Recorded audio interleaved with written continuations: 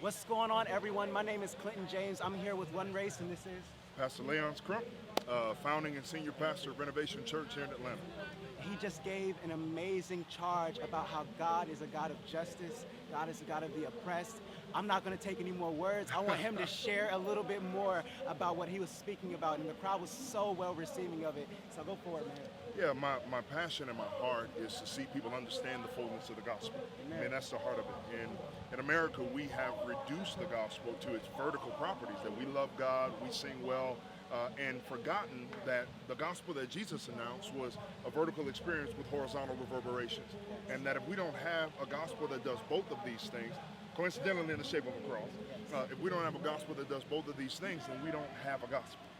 Yeah. Amen. So when we're talking about the church in these days and age, like especially here in America, we are really looking for the church to be the hands and feet. OneRace isn't just a ministry about prayer, relationship, but we actually are administrators of justice. Amen. And so this man of God right here, he's standing as a pillar of that in this hour. So can you just speak to that a little bit more as far as the practicality of the church being more so an administrator of justice and not just, having great orthodoxy, but not having the orthopraxy to back it up. So you can speak to that a little bit. Yeah, absolutely. All throughout the scriptures, we see God as a God standing on the side of the oppressed. Deuteronomy 10, he is a God on the side of the widow and the orphan and the immigrant, okay? Yes. So we think about that in our political climate and some of our postures towards immigration, and they're set by political ideology rather than by theology. Wow.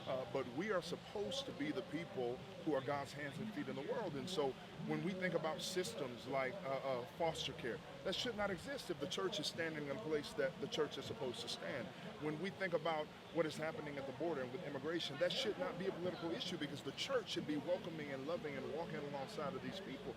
And so when you look in the scriptures and you see Deuteronomy 10, Isaiah 1:17, Amos 4, Luke 4:18 through 19, James 1:26 and 27, all of these passages from front to back, culminating in Revelation 7, every nation, every tribe, every tongue gathered, all of these passages point to gospel. Amen. That creates a vertical experience that should create a horizontal reverberations and should push the church to the center of the public square, not just proclaiming good news, but living it out too.